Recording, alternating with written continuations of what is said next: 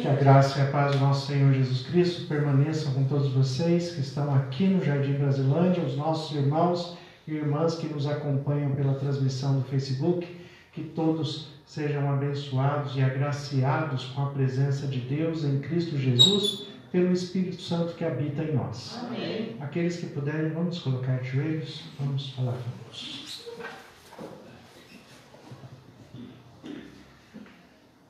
Senhor nosso Deus e Pai, nós te agradecemos por estarmos reunidos na tua casa, casa de oração. Amém. Te agradecemos pelas bênçãos, pelos cuidados. Te agradecemos pelo privilégio de colocarmos todos os dias nossas vidas em tuas mãos, com a certeza que o Senhor tem cuidado de nós. Amém. Pedimos que nos dê da tua paz, fale conosco, que o teu Espírito Santo esteja sondando as mentes e corações dos nossos irmãos e irmãs que estão aqui e também que nos acompanham pela transmissão neste momento e aqueles que também ouvirão essa mensagem depois. Amém. Que o Senhor nos conceda da tua paz, que a nossa mente e o nosso coração estejam abertos para receber a tua palavra em nome de Jesus. Amém. Amém. Amém.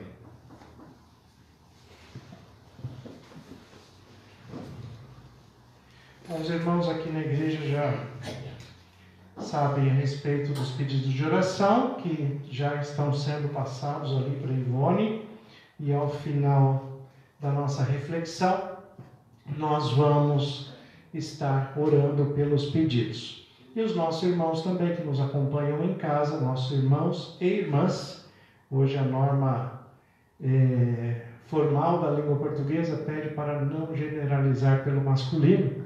Então os nossos irmãos e irmãs também podem expressar os seus motivos de oração através da transmissão. A Ivone está atenta e vai anotar todos para que nós oremos não só hoje, mas que continuemos a oração também durante a semana, para que Deus continue agindo de uma maneira bastante especial.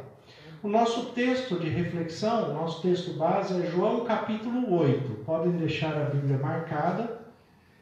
Esse texto vai ser o texto base. Nós vamos utilizar outros textos também, porque afinal de contas nós estamos tratando de doutrinas bíblicas. Estamos tratando das 28 doutrinas bíblicas adotadas pela Igreja Adventista do Sétimo Dia.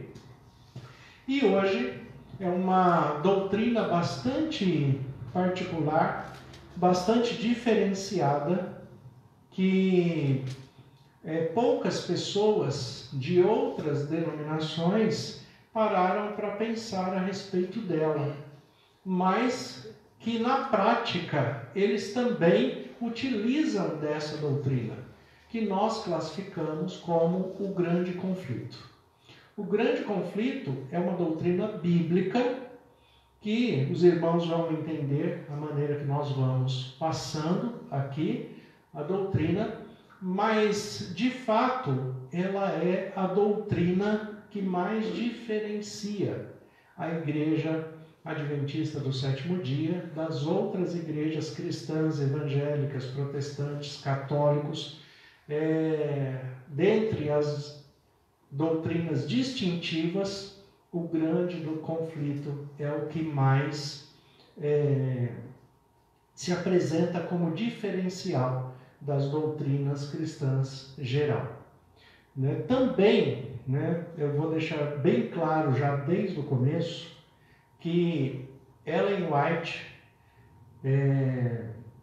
não tem a participação direta nas doutrinas da Igreja Adventista.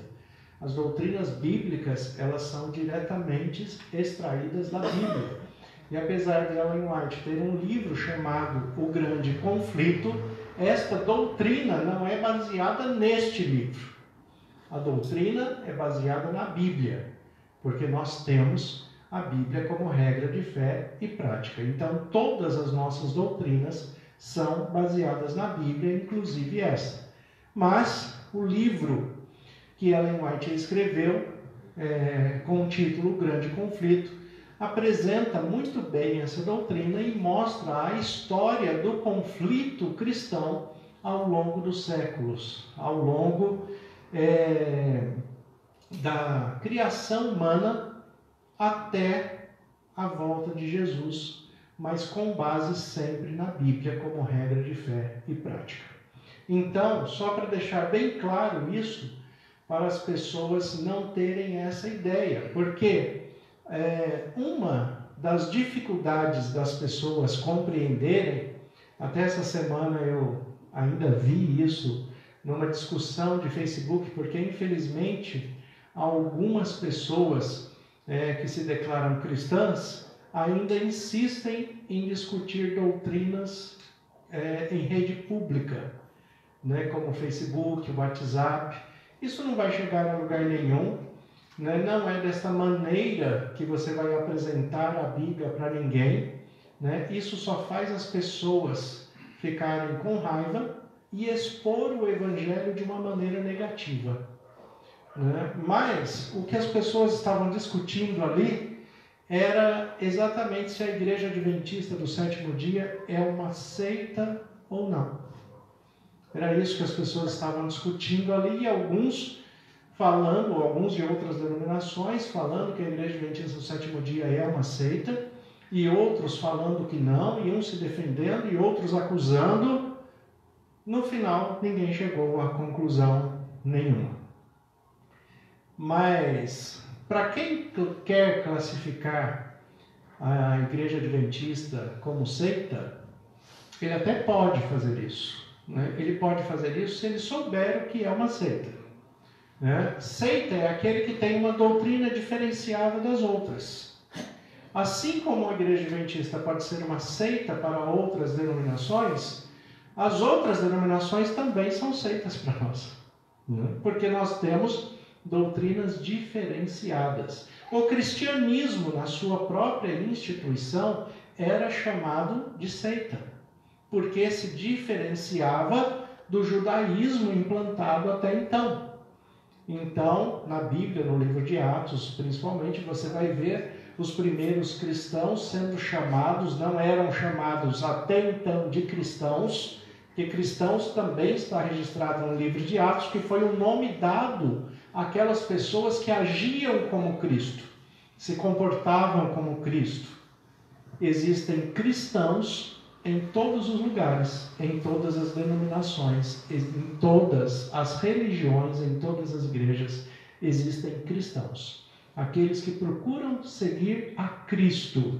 Tem até um hino que fala a respeito disso. Não é do nosso cenário. Quer dizer, o nosso cenário tem, mas é a letra um pouquinho diferenciada, né? Estou seguindo a Jesus Cristo. Nesse caminho eu não desisto. Então, é um hino conhecido. Outras denominações também usam esse hino. Mas aquele que segue a Jesus Cristo e não desiste desse caminho, né, este é um adorador em espírito e em verdade, e esses estão em todos os lugares. Mas daí quando a gente fala assim, mas então qual é a diferença? Né? Qual é a diferença de participar de uma igreja ou de outra? De pertencer a uma denominação ou a outra? Qual é a diferença? A diferença maior é o propósito. O que te faz estar ali? Se o seu propósito é buscar a Jesus Cristo em crescimento, em conhecimento espiritual, amando a Deus sobre todas as coisas e amando o próximo como a si mesmo, você vai se permitir crescer nesse caminho. E aí você, assim como acontece com os alunos de ensino regular na escola, à medida que você vai alcançando mais conhecimento, você vai mudando de série.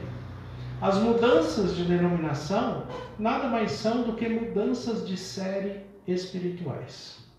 Só que tem gente, né, todo ser humano, principalmente os adultos, eles criam vínculos, eles criam elos, eles criam proximidades, assim como algumas crianças também. E tem muitas crianças que, na minha época, quando chegavam à 4ª série, elas não queriam passar para a 5ª série. De jeito nenhum. Porque na 4ª série, até a 4ª série, ela tinha só uma professora. E essa professora educava, acompanhava, era chamado até de tia. Mas era visto como mãe. Era chamado de tia, mas era vista como mãe. E criava um laço de afinidade. E muitas crianças preferiam reprovar a 4ª série do que prosseguir com os estudos, porque senão ela ia perder a tia. Isso acontece também no crescimento espiritual. Existem muitas pessoas que, para não prosseguir no conhecimento, porque ele criou um vínculo de amizade com a sua igreja, com a sua comunidade, com os seus irmãos de família de fé, ele criou um vínculo e aí ele prefere repetir de ano do que prosseguir, deixando o tio pastor ou a tia pastora.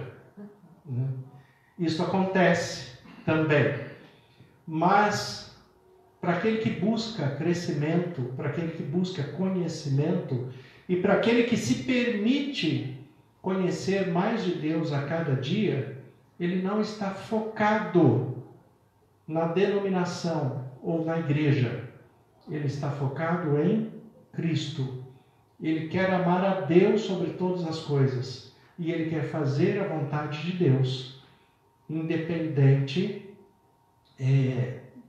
dos laços que provavelmente ele vai ter que romper em algum momento.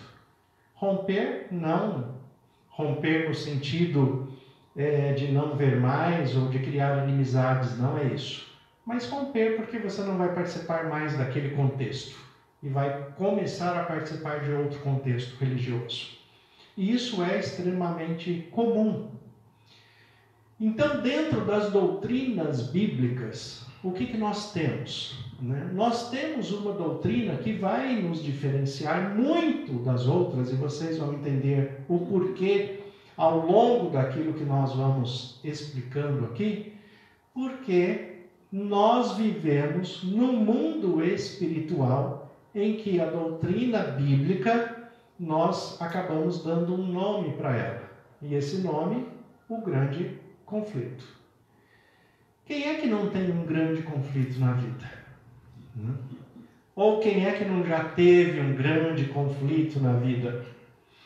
Sabe o que me chama a atenção? Eu gosto muito da etimologia das palavras, de estudar as palavras na sua essência, até porque eu trabalho com linguística, né? Me voltei para o hebraico e para o grego para poder extrair da Bíblia o que ela realmente fala, e eu gosto muito da etimologia das palavras. Conflito é um verbo de origem grega que vem da sua base, é o verbo flitar. Flitar. Hã? Estamos flitos. Não é esse não. Não é esse verbo não, estamos flitos. Mas o verbo flitar, que não é muito usado na língua portuguesa, mas ele existe. O verbo flitar é fixar um ponto, ter uma ideia irrevogável. É você se manter de uma maneira rígida, sem ter flexibilidade de pensamento. Flitar é você fixar uma ideia e não permitir que ninguém te apresente algo diferente. Ninguém consegue te convencer de algo diferente quando você está flito numa ideia. E o verbo é esse mesmo, flitar. E as conjugações vão ser assim. Se você está flito, você vai fixar um ponto e não vai mudar de ideia. Existem muitas pessoas flitas, né? Agora, usando o sufixo grego a, o aflito. O que é um aflito? Aflito, a é um prefixo de negação, e nesse prefixo de negação, o aflito é aquele que não fixa um ponto. É por isso que o aflito, aquele que não fixa ponto, ele muda de ideia toda hora, fica confuso, e uma característica do aflito é o quê? Ele não para, né? Ele anda para lá, ele volta para cá, ele vai para lá e para cá, e chega alguém, segura ele e fala, para! Por que você está aflito? Né? Por que você está aflito? Por que você não para? Por que você não fixa um ponto? Essa é a ideia do aflito. Aflito é aquele que não fixa um ponto. Ele não tem um ponto de paz. Né? E o conflito, né? O conflito é aquele que fixa um ponto e convence o outro do ponto dele. Né? Ele é conflitante. Né? O conflito é aquele que fixa um ponto e ele começa a bater de frente com o outro. Ele é conflitante. Conflitar é você colocar um que tem um ponto de vista diante do outro que tem um outro ponto de vista, e os dois, na sua contrariedade, tentam explicar ou convencer um ao outro do que é real, do que é de fato. Aonde nasceu essa doutrina? Aonde nasceu de fato essa doutrina? João 8, versículos 36 em diante. Olha o que diz o texto aí. João 8, de 36 em diante. Olha o que o texto diz. Se, pois, o Filho vos libertar, verdadeiramente sereis livres. Bem sei que sois da descendência de Abraão. Contudo, procurais matar-me, porque a minha palavra não está em vós. Eu falo das coisas que vi junto de meu Pai. Vós, porém, fazeis o que viste em vosso pai. Então lhe responderam: nosso pai é Abraão. Disse-lhe Jesus: se sois filhos de Abraão, praticai as obras de Abraão. Mas agora procurais matar-me, a mim que vos tenho falado a verdade, que ouvi de Deus. Assim não procedeu Abraão. Vós fazeis as obras do vosso pai. Disseram-lhe eles: nós não somos bastardos, temos um pai que é Deus. Replicou-lhe Jesus: se Deus fosse de fato vosso pai, certamente me havíeis de me amar, porque eu vim de Deus e aqui estou, pois não vim de mim mesmo, mas Ele me enviou. Qual a razão porque não compreendeis a minha linguagem? É porque sois incapazes de ouvir a minha palavra. Vós sois do diabo, que é o vosso pai, e querer satisfazer-lhe os desejos. Ele foi homicida desde o princípio e jamais se firmou na verdade, porque nele não há verdade. Quando ele profere mentira, fala do que lhe é próprio, porque é mentiroso e pai da mentira. Mas porque vos digo a verdade, não me credes. Até o 45. Mas porque eu digo a verdade, não me credes. Aonde está o problema do grande conflito? O problema do grande conflito não começa entre os seres humanos, diretamente. O problema do grande conflito não começa aqui. O problema do grande conflito é algo que começa entre Deus e o querubim ungido no céu. É ali que começa o grande conflito. Porque Deus fixou um ponto. Qual foi o ponto que Deus fixou? Deus criou todas as coisas e quando chegou Gênesis 1, capítulo 1, versículos 26 e 27, Deus falou: façamos o homem conforme a nossa imagem, conforme a nossa semelhança. Satanás se posicionou contra o querubim ungido, que ainda não era Satanás, era o querubim ungido. Ele se posicionou contra e ele disse o quê? Não. Eu serei semelhante ao Altíssimo. A bronca que Satanás tem de nós é que nós fomos criados à imagem e semelhança de Deus. Ele não. E nós já estudamos sobre isso aqui. Em outras doutrinas nós já passamos a respeito disso aqui. Deus chamou ele para conversar. O texto de Ezequiel 28 e Isaías 14. Deus chamou o querubim ungido para conversar. E disse o que para eles? Abre lá em Isaías 14. Só para vocês terem o texto ali. Isaías capítulo 14, nós temos este diálogo.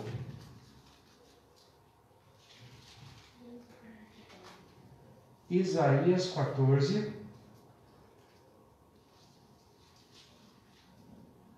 olha aqui, a partir do versículo 12. Como caíste do céu, ó estrela da manhã, ó filho da alva. Filho da alva, estrela da manhã. Quando esse texto foi passado, foi traduzido na Vulgata Latina, ele foi traduzido do hebraico para o latim, ele foi traduzido como Lúcifer, filho da alva, filho da luz, né? Aí, na Vulgata Latina que vem o nome Lúcifer. Lúcifer não tem na nossa Bíblia, na língua portuguesa, porque ele é de origem latina. É o filho da luz, que na verdade esse nome não pertence mais a Satanás hoje, né? Ele era aqui, antes da queda, ele era Lúcifer. Hoje não. Hoje não. Porque ele era o filho da alva, como está descrito aqui. Então o que ele coloca? Versículo 13, né? Aliás, o final do 12. Como foste lançado por terra, tu que deliberavas as nações, tu dizias em teu coração: eu subirei ao céu, acima das estrelas de Deus, exaltarei o meu trono, e no monte da congregação assentarei nas extremidades do norte. Subirei acima das mais altas nuvens e serei semelhante ao Altíssimo. Por que ele quer ser semelhante ao Altíssimo? Porque Deus falou que ia nos criar a sua imagem e semelhança.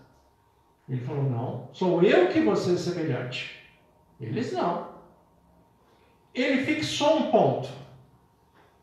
E nesse ponto que ele flitou, que ele fixou, é que vem o conflito. Porque ele se posicionou e Deus falou: não, você não vai ser semelhante a mim, eu vou criar um ser que é a minha imagem e a minha semelhança. E ele falou: não, eu não vou deixar que isso aconteça. E saiu espalhando, porque é conflito, né? Ele saiu convencendo os outros seres celestiais. E ele convenceu quanto? 1/3. 1/3 do céu. Quando ele saiu pelo céu, conflitando, vendendo o seu ponto de vista, que era diferente do ponto de vista de Deus, o que aconteceu? O que ele estava pondo em xeque? O caráter de Deus. Por quê? Olha a sequência do texto. Versículo 15, aí de Isaías. Contudo, serás precipitado para o reino dos mortos, no mais profundo abismo. Os que te virem te contemplarão. Hão de fitar-te e dizer-te: é este o homem que fazia estremecer a terra e tremer os reinos. E aqui ele vai mostrando as consequências da decisão. Deus está conversando com o querubim ungido, está conversando com Lúcifer, porque a intenção era arrependimento. Não era juízo, como aconteceu. Porque Deus dá a oportunidade de transformação e de arrependimento a todos. E eles também tiveram.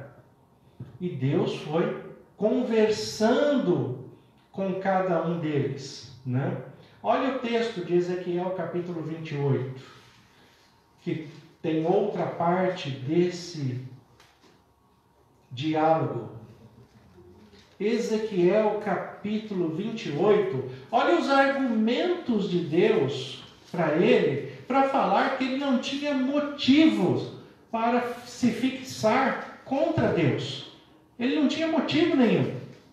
Porque o motivo era o quê? Ele queria ser semelhante ao Altíssimo. E Deus iria nos criar a sua imagem e semelhança. E ele fixou: não quero, isso está errado, e convenceu 1/3 do céu. Ezequiel 28. Olha os argumentos de Deus, versículo 13. Olha os argumentos de Deus. Estava no Éden, jardim de Deus. De todas as pedras preciosas te cobrias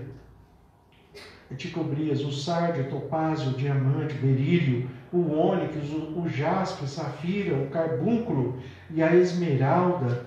De ouro se fizeram os engastes e os ornamentos no dia em que fosse criado foram preparados. O que Deus está falando para ele? Você tinha autoridade. As pedras designadas aqui é como a pedra do peitoral sacerdotal. Você tinha autoridade. Você é um sacerdote no céu. Por que você está fazendo isso? É Deus que quer chamar a atenção desse querubim, falando: por que você está fazendo isso? Olha o que você tem. Sabe que isso acontece com muita gente até hoje? Gente que reclama de Deus porque não consegue ver o que já recebeu dele. Não consegue ver o que recebeu. Daí começa a reclamar, começa a maldizer. Versículo 14. Olha, tu eras o querubim da guarda, ungido, e te estabeleci. Permanecias no monte santo de Deus, no brilho das pedras andavas. Perfeito eras nos teus caminhos desde o dia em que foste criado, até que se achou o quê? Iniquidade em ti. E na multiplicação do teu comércio se encheu o teu interior de violência e pecaste, pelo que te lancei profanado fora do monte de Deus e te farei perecer, ó querubim da guarda, em meio ao brilho das pedras.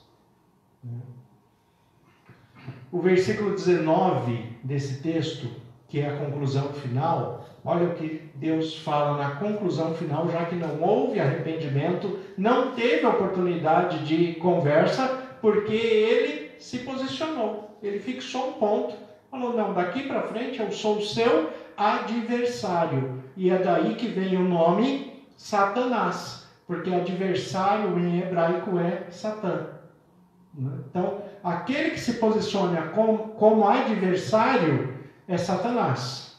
Depois vai passar para o grego a palavra diabo. Diabo é divisor. Aquele que divide o outro, divide uma igreja, aquele que divide uma família. Aquele que divide é o diabo.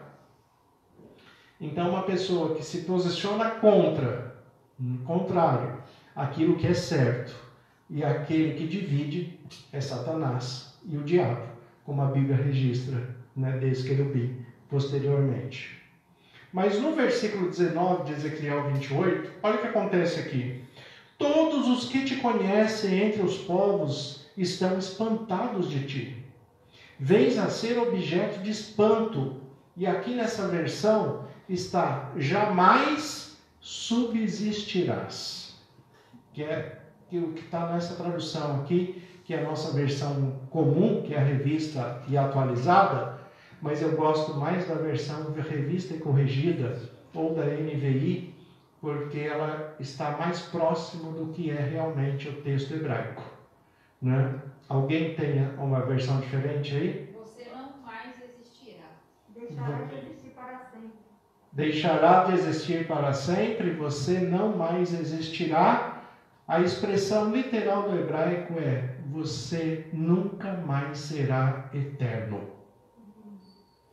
Não existe eternidade separado de Deus. É só em Deus que nós temos eternidade. Nós seremos eternos algum dia? Sim ou não? Sim, Deus. Não. Não. Nós nunca seremos eternos. A nossa eternidade está condicionada a quem é eterno, Deus. O que Jesus explicou: se alguém se separar de mim, o galho que é cortado da videira morrerá. Só serve para ser lançado no fogo. Você só tem vida ligado na videira. Na eternidade também vai ser assim. Nós não seremos eternos. Nós viveremos eternamente porque estaremos eternamente ligados a Deus. Ele tem a eternidade. Ele é o Pai da eternidade. É Ele que é eterno. Nós sempre seremos finitos. Mas viveremos eternamente porque estaremos ligados a Ele. Agora, se alguém se separar dele, morre. É isso que acontece com Satanás. É por isso que aquela ideia de tormento eterno é impossível. Quando alguém fala que é possível o tormento eterno, ele está transformando Satanás em um outro Deus. Ele está falando que Satanás também tem vida eterna em si mesmo, separado de Deus. E isso não pode acontecer. Só Deus tem isso. A determinação de Deus, o juízo de Deus para Satanás é: você nunca mais será eterno. E o que vai acontecer com aquelas pessoas que durante a sua vida optarem a viver separados de Deus e morrerem assim? O que vai acontecer com elas? Vão para a segunda ressurreição, não ressuscitarão na primeira, vão para a segunda ressurreição. E a segunda ressurreição é apenas para juízo e destruição final. Destruição eterna. Porque isso faz parte do amor de Deus. Deus vai destruir definitivamente o mal. Por quê?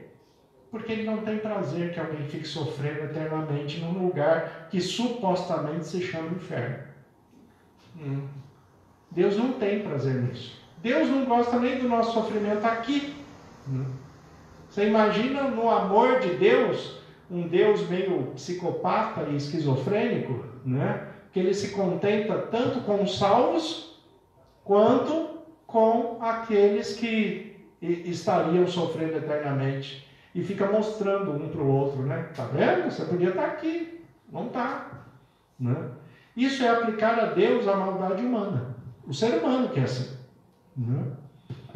Voltando lá em João 8.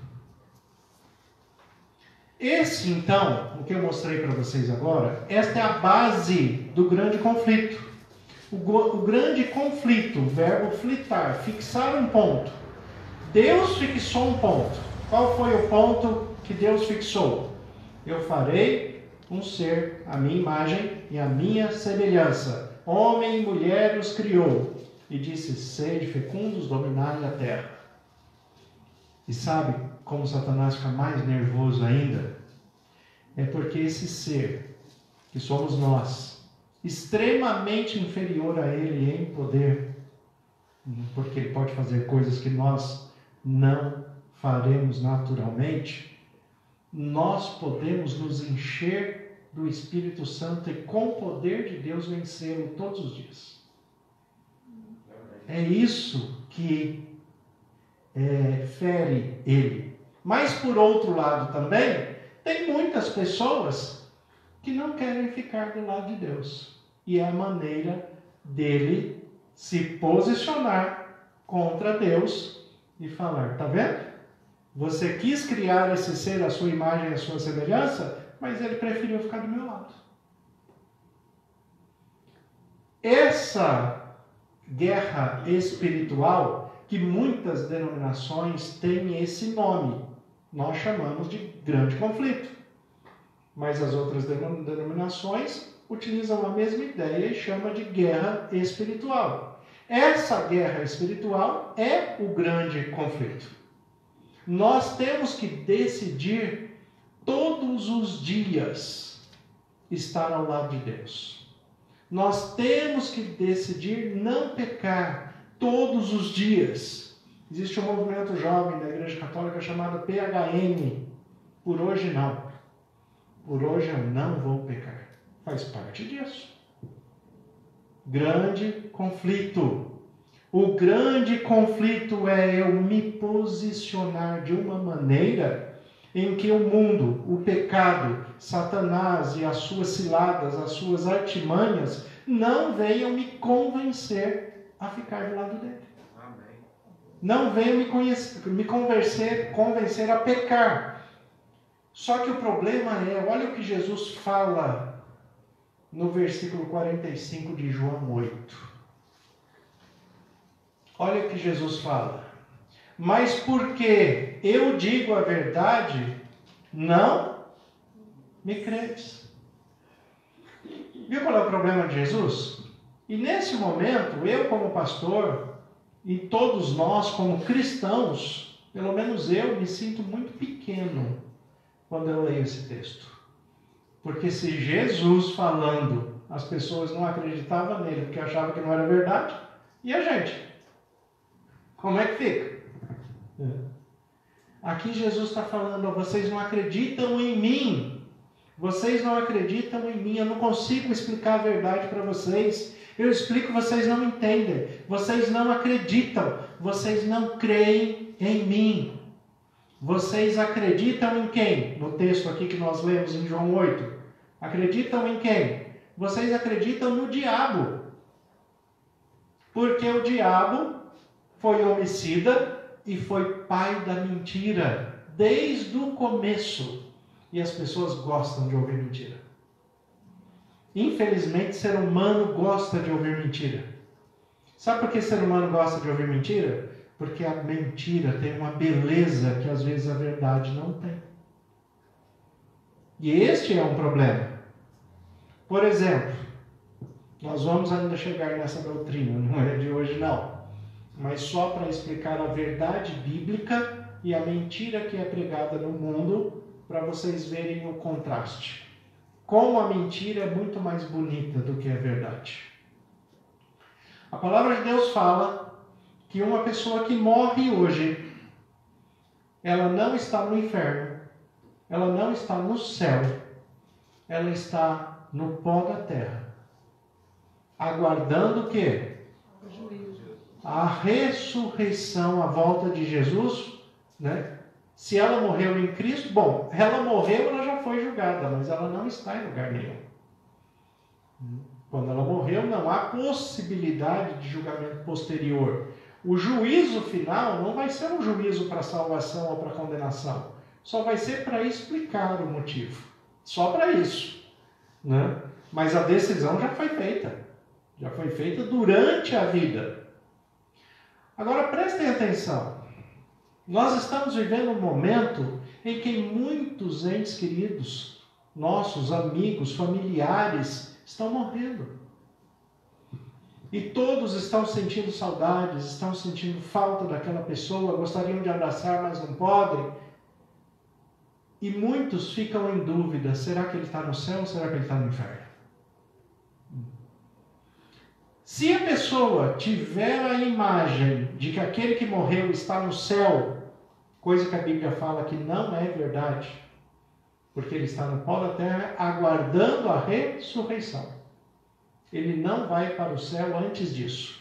Mas se ele foi uma pessoa que entregou a sua vida a Cristo, viveu como cristão, descansou no Senhor, e a palavra de Deus fala que é preciosa para Deus a morte do justo. Se ele descansou no Senhor, ele está aguardando a ressurreição. E quando Jesus voltar, ele vai ressuscitar, como fala Paulo em 1 Tessalonicenses, capítulo 4, versículo 13. Com relação aos que dormem, acerca dos que dormem, eu não quero que vocês ignorem a verdade, porque o próprio Jesus Cristo, soada a trombeta de Deus e ouvida a voz do arcanjo, descerá dos céus, e os mortos em Cristo ressuscitarão primeiro. Depois nós, os vivos que ficarmos, teremos o corpo transformado e juntos estaremos eternamente com o Senhor nos ares. É isso que a Bíblia fala para a gente. Então nós vamos nos ver novamente no céu, na volta de Jesus, na ressurreição. Antes não. Antes estão descansando no pó da terra. Essa é a verdade.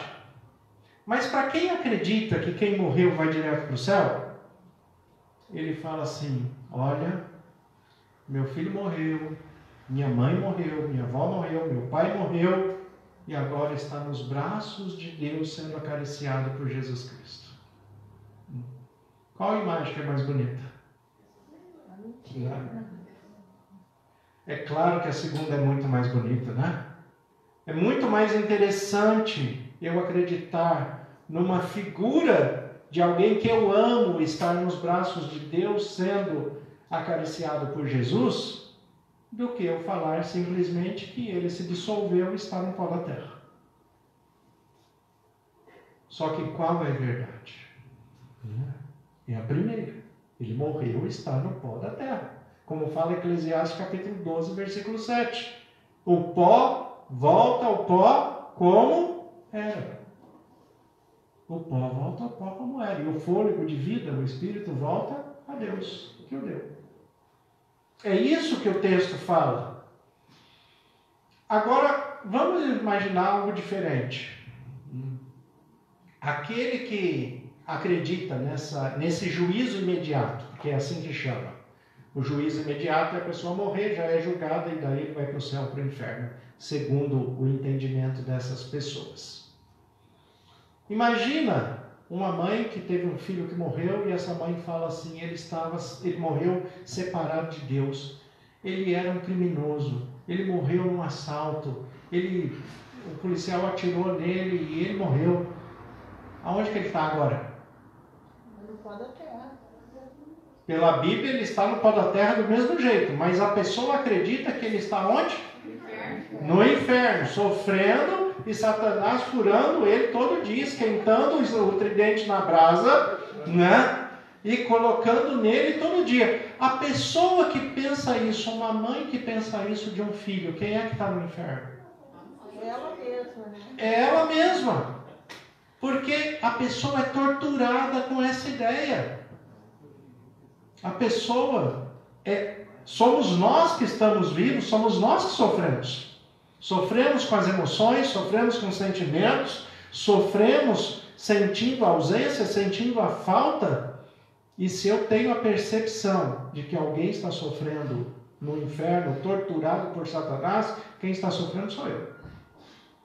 Porque o outro, na verdade, está descansando no pó da terra, né? Se fosse uma verdade que uma pessoa que comete um crime hediondo, né?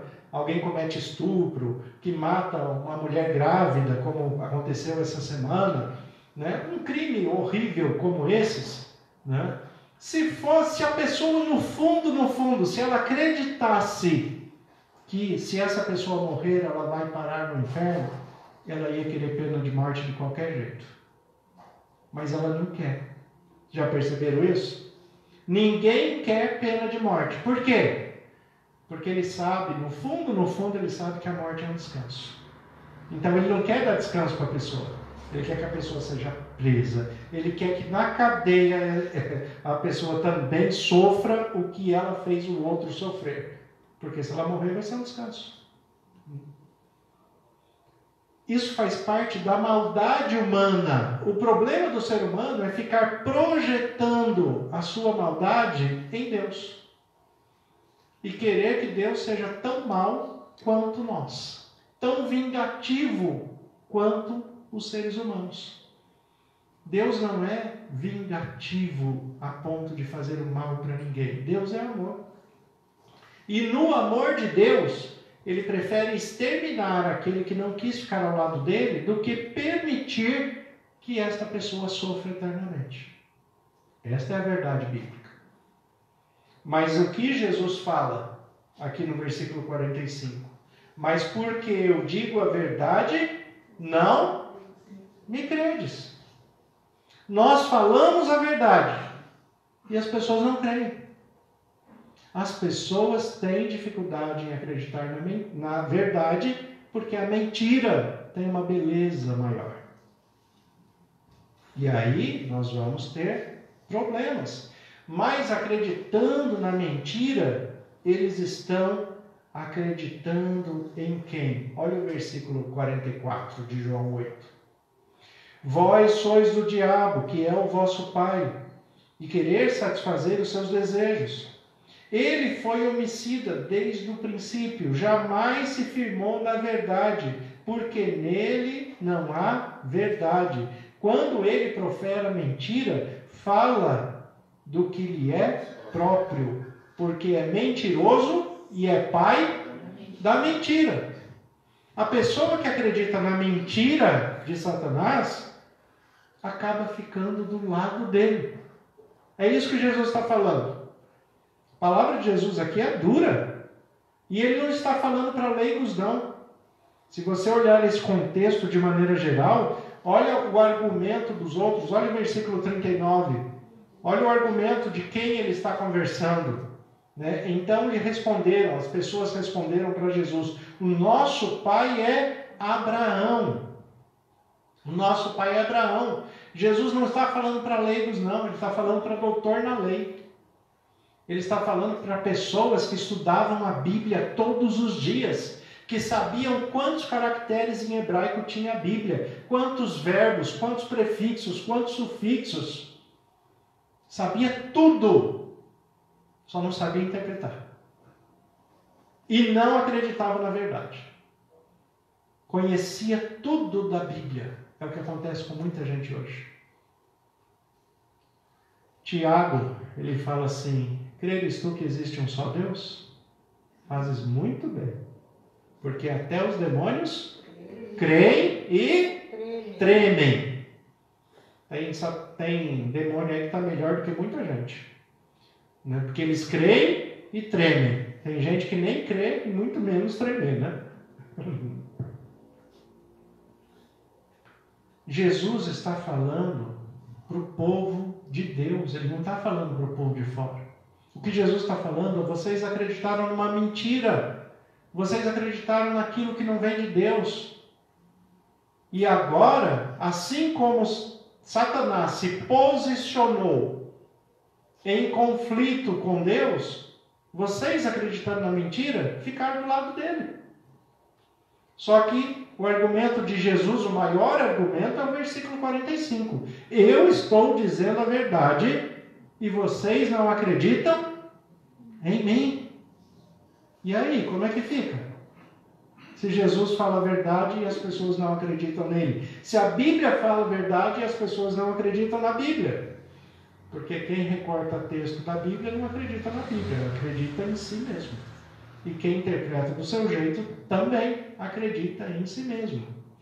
Este foi o problema que Satanás criou esse conflito no céu, trouxe esse conflito para a humanidade e implantou esse conflito desde o Éden. E esse conflito ficou no ser humano, pairando na nossa mente, no nosso coração, até hoje. E do mesmo jeito que Satanás tentou Adão e Eva, ele tentou Jesus da mesma maneira em Mateus capítulo 3. A tentação do Éden, qual foi? Satanás chegou e falou para Eva, falou, olha, Deus falou para você não comer desse fruto, nem tocar nele, não foi isso que Deus falou? Ela falou, não foi bem assim, não foi. Ele falou que eu não posso comer desse fruto. Por que você não pode comer? Ah, porque Deus falou que se eu comer desse fruto, eu vou morrer. No texto hebraico fala, eu vou entrar em um processo de morte. Daí, Satanás falou, não, isso não é verdade não. Pode comer para você ver. Come para você ver se você vai morrer. Não morre não. Aí o que a mulher fez? Comeu. Necessariamente não é porque ela acreditou no diabo, mas é porque o diabo conseguiu implantar no coração dela uma dúvida. Quem é que está falando a verdade? Porque um falou que morre, o outro falou que não morre. Conflito. Cada um fixou um ponto, flitou um ponto, né? E o conflito, um de frente para o outro, quem é que está falando a verdade? Eles foram tirar a prova. E para tirar a prova, eles duvidaram de Deus. E por duvidar de Deus, é que tiveram que deixar o Éden. Por que as pessoas pecam hoje? Por que fazem coisas erradas hoje? Porque duvidam de Deus através da Bíblia. Continuam duvidando de Deus da mesma coisa. Deus fala, não come carne de porco. O pessoal, será? Não. Tá bom, né? Não se prostitua, não tenha sexualidade antes do casamento, porque isso não é bom. Aí vem o outro, será? Será que não é bom? Daí de repente fica grave. Fala assim, não sei como aconteceu. Eu sei, quer que eu explico? Não. Só tem um jeito de acontecer. Hoje tem mais jeito, né? Mas normalmente é um jeito só que acontece. Não. A questão é acreditar na verdade. É por isso que a missão do Espírito Santo, e aí pode andar mais um pouquinho aí em João 16, João capítulo 16, olha o que Jesus fala.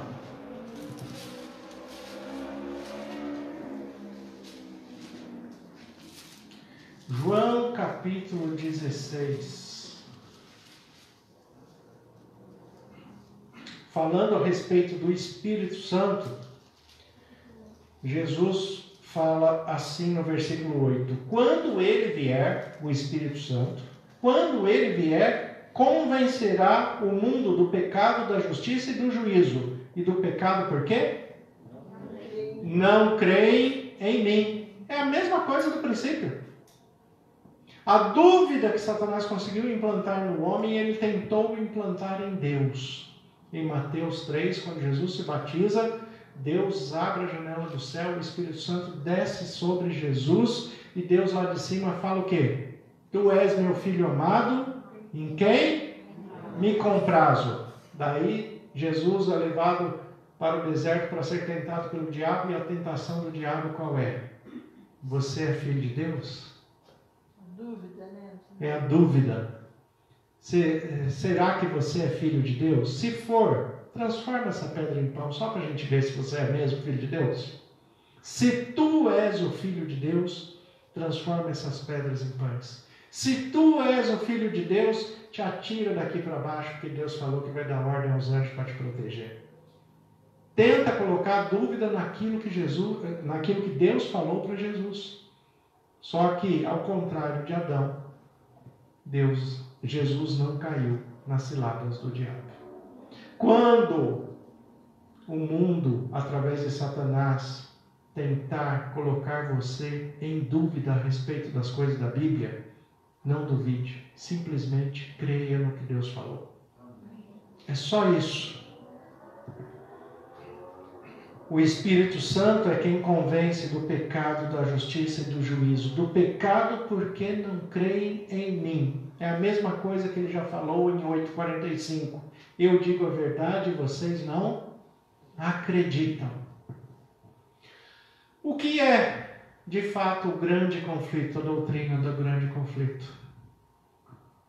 É você reivindicar o caráter de Deus em você, pela regeneração da criação original de Deus, e declarar ao mundo, ao universo: eu sou filho de Deus, imagem e semelhança de Deus em Cristo Jesus, e não vou duvidar dele a minha vida inteira. Amém. Deus vai estar comigo todos os dias, vai estar com vocês aqui todos os dias. Jesus vai cumprir a promessa dele. Eis que estou convosco todos os dias até a consumação dos séculos. Não tem dia que às vezes a gente fala assim: será que Jesus está comigo hoje? Que acontece tanta coisa que atropela, tantas adversidades. Nós somos tão limitados que a dúvida vem. Mas daí quando vier a dúvida, o que a gente tem que falar? Tem que falar igual o povo mais antigo falava, né? Sai de reto, Satanás. Vai de reto, né? A questão é, eu tenho que acreditar no que Jesus falou. Ele vai estar comigo todos os dias, até a consumação do século. E o Espírito Santo sempre vai me dar sabedoria e discernimento para eu conhecer o bem e o mal, mas desprezar o mal e escolher o bem. Amém? Amém. Se a gente compreender isso, a gente vai passar esse conflito, esse grande conflito aqui, tranquilo. Com as nossas limitações, com os nossos problemas, as nossas adversidades, mas crendo que Deus está conosco todos os dias e que em Jesus nós somos mais que vencedores. Amém? Amém? Ivone, tem os pedidos.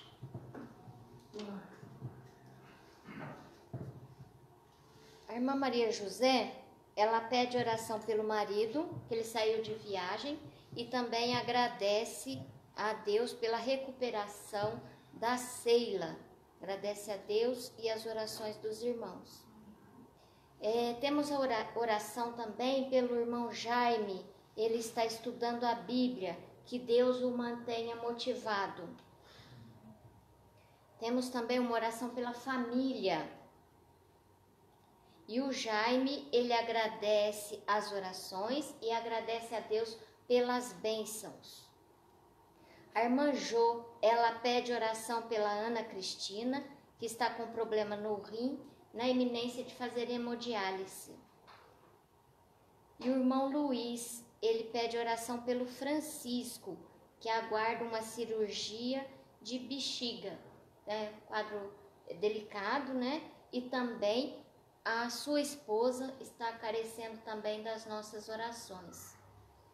O irmão Marcos e a Priscila, ele agradece a Deus as bênçãos e os cuidados. E também agradece a todos que oraram pelo Pedro Lucas. Deus fez um grande milagre, que até o médico ficou sem palavras ao ver o resultado da cirurgia do Pedro Lucas. Então é motivo de agradecimento, né, por essa grande bênção. E a Vanessa também agradece a Deus e a todos que oraram, né, que ajudaram ela em oração pelo Fernando. Fernando estava com Covid, esteve entubado, mas graças a Deus ele saiu do hospital segunda-feira, está bem, né? A família toda estão muito felizes com isso e gratidão a todos. E pede que continuemos orando pela reabilitação dele.